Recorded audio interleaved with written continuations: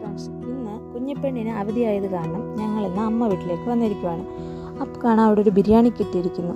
എന്നാൽ പിന്നെ ഒരു ഫ്രൈഡ് റൈസ് അങ്ങ് വെച്ചേക്കാന്ന് കരുതി. അതിനാവശ്യമായിട്ടുള്ള സാധനങ്ങളെല്ലാം അതിൻ്റെ കൂട്ടത്തിൽ തന്നെ ഉണ്ടായിരുന്നു. ആദ്യമായിട്ട് അരിയെടുത്ത് ഞങ്ങൾ വെള്ളത്തിലിട്ട് കുതിർത്ത് വെക്കാൻ വേണ്ടിയിട്ട് തുടങ്ങുവാണ്. വെള്ളത്തിലിട്ട് നമ്മൾ സെറ്റാക്കി വെച്ചിട്ടുണ്ട്. 1 മണിക്കൂർ വരെ വെള്ളത്തിലിട്ട് വെക്കാനാണ് ഇൻസ്ട്രക്ഷനകത്ത് കൊടുത്തിരുന്നത്. നമ്മൾ ആദ്യമായിട്ടാണ് ഫ്രൈഡ് റൈസ് വീട്ടിൽ വെക്കുന്നത്. അപ്പോൾ അമ്മ കൊച്ചുള്ളിയാണ് എടുത്തത്. കൊച്ചുള്ളി എടുത്ത് നമ്മൾ വയറ്റുന്നതിന് ആവശ്യമായിട്ടുള്ള കൊച്ചുള്ളി എടുത്ത് നമ്മൾ അരിഞ്ഞ് എടുക്കാനുള്ള തയ്യാറെടുപ്പിലാണ്.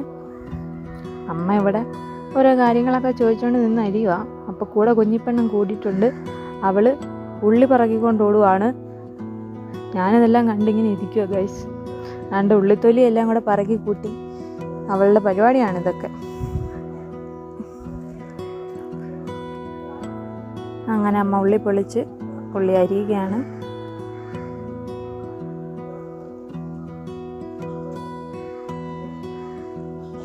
മുമ്മയും കൊച്ചുമോളും കൂടെ നല്ല കളിയാണ് ഇതിൻ്റെ ഇടയിൽ കൂടെ. എൻ്റെ കുഞ്ഞിപ്പെണ്ണ് താണ്ട ഉള്ളിത്തൊലി എല്ലാം കൂടെ പറക്കൊണ്ടൊന്ന് പാചകം ചെയ്യാൻ പോവാണ്. ഇനി ഉള്ളിത്തൊലി സ്പെഷ്യൽ വല്ലതും ആയിരിക്കും.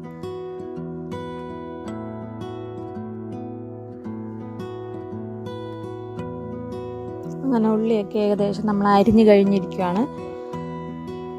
ഉള്ളി അരിയുന്നത് ഉള്ളി പൊളിക്കുന്നതാണ് ഏറ്റവും വലിയ മെനക്കേടത്. അപ്പം നമുക്ക് ബിരിയാണി പുറത്തുനിന്ന് വാങ്ങിച്ച് കഴിച്ചാൽ മതി എന്ന് തോന്നും. എന്നാൽ ആരോഗ്യത്തിനെക്കുറിച്ച് ഓർക്കുമ്പോൾ ഇതുപോലുള്ള കിറ്റുകളൊക്കെ ഉണ്ടെങ്കിൽ വീട്ടിൽ ഒന്ന് ട്രൈ ചെയ്ത് നോക്കാം.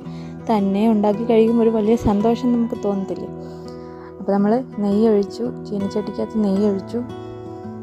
ഇത് അമ്മയുടെ പുരാതന കാലത്തെ ചീനിച്ചട്ടിയാണ് ഗൈസ്, ആരും ഒന്നും വിചാരിക്കരുത്.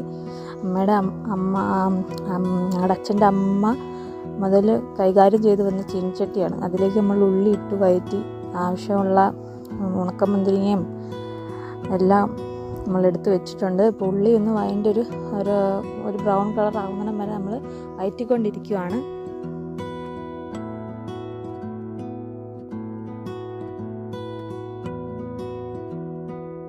ഉള്ളി ഒരു ബ്രൗൺ കളർ ആയിട്ടുണ്ട്.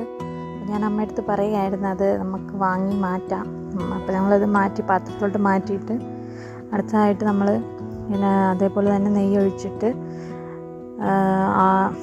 ബാക്കി സാധനങ്ങൾ അതിനകത്തിട്ടിട്ട് ഒന്ന് വഴറ്റിയെടുക്കുകയാണ്.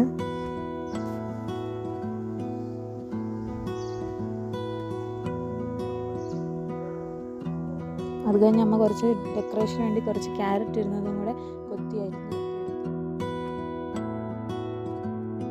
ഇവിടെ പിന്നെ അമ്മയെല്ലാം അടുപ്പിലാണ് ഗ്യാസ് വെക്കുന്നത്. അപ്പം ബിരിയാണി ഉണ്ടാക്കാനുള്ള വെള്ളം എടുത്തു, കലത്തിലെടുത്തു. അതിനകത്ത് കറുവപ്പട്ടയും ഗ്രാമ്പൂവും ജീരകവും എല്ലാം ഇട്ട് നമ്മൾ അതൊന്ന് തിളപ്പിക്കാൻ വെച്ചു, ഉപ്പും എല്ലാം കൂടി ഇട്ടിട്ട്.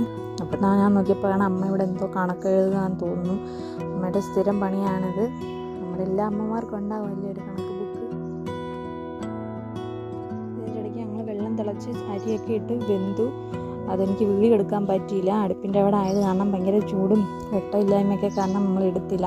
ഇപ്പം നമ്മൾ ഉരുളി എടുത്തിട്ട് അതിനകത്തോട്ട് കുറച്ച് നെയ്യ് തേച്ചു പിടിപ്പിച്ചു. എന്നിട്ട് വെന്ത ചോറ് എടുത്ത് നമ്മൾ അതിനകത്തോട്ട് ഇടുകയാണ്. നന്നായിട്ട് നിവർത്തി വിരിച്ച് അതിനെന്തോ പറയുന്നത് നന്നായിട്ടിങ്ങനെ വിതറി ഇട്ടിട്ട് അതിൻ്റെ മുകളിലേക്ക് നമ്മൾ വയറ്റി വെച്ചിരിക്കുന്ന സാധനങ്ങൾ കുറച്ചെടുത്തേക്ക് ഇട്ടു.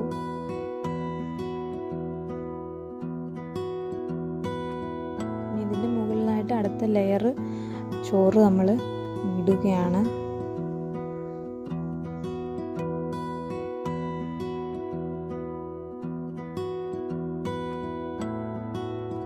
ലെയർ ഇട്ടതിന് ശേഷം അതിൻ്റെ മുകളിൽ നമ്മളിതുപോലെ സാധനങ്ങളെല്ലാം ഇട്ട് വിതറി സെറ്റാക്കി വെച്ചു.